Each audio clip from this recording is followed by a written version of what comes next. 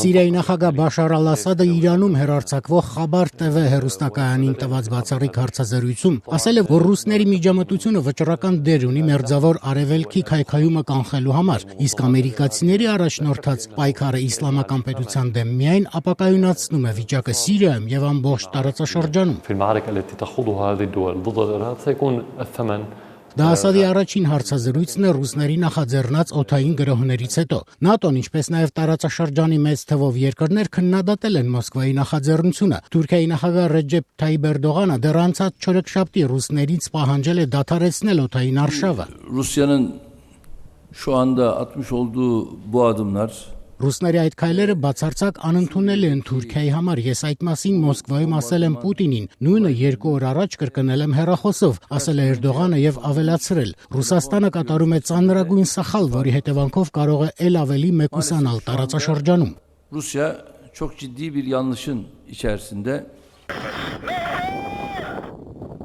Ռուսական գրոհները դատապարտող երկրները ենթադրում են, որ Մոսկվայի օպերացիան ուղղված է ոչ այնքան իսլամական պետություն կառույցի, որքան Ասադին ընդդիմացող ջոկատների դեմ եւ հետեւաբար ամբողջ նախաձեռնության նպատակը Սիրիայի նախագահին պաշտպանելն է։ Ռուսները հավաստիացնում են, որ իրենց թիրախը ահաբեկչական բոլոր խմբերն են, դրանց թվում նաեւ իսլամական պետությունը։ ՆԱՏՕ-ի փորձագետները առաջին իսկ օրվանից նախազգուշացրել են, որ ռուսների միջամտության արդյունքում Մերձավոր Արևելքի օդային տարածքում կարող են տեղի ունենալ վտանգավոր միջադեպեր։ Ահա նման բան արդեն պատահել է։ Ըստ Անկարայի հոկտեմբերի 3-ին ռուսական ռազմական օդանավը Սիրիայի հետ սահմանի մոտակայքում խախտել է Թուրքիայի օդային տարածքը, ինչը թուրքերին ստիպել է օդ բարձրացնել F-16 տեսակի 2 ինքնաթիռներ, որոնք ռուս օդաչուին ստիպել են հեռանալ։ Այդ միջադեպի կապակցությամբ Թուրքիայի արտաքին գործոս նախարարություն են կանչել Ռուսաստանի դեսպան Անդրեյ Կարլովին եւ նրան պաշտոնապես բողոք են հայտնել։ Թուրքերը նախազգուշացրել են, որ մեջբերում եմ Ռուսաստանը պատասխանատվություն է կրել հետագայում հնարավոր նման միջադեպերից բխող բոլոր հետևանքների համար։ Մեջբերման վերջը։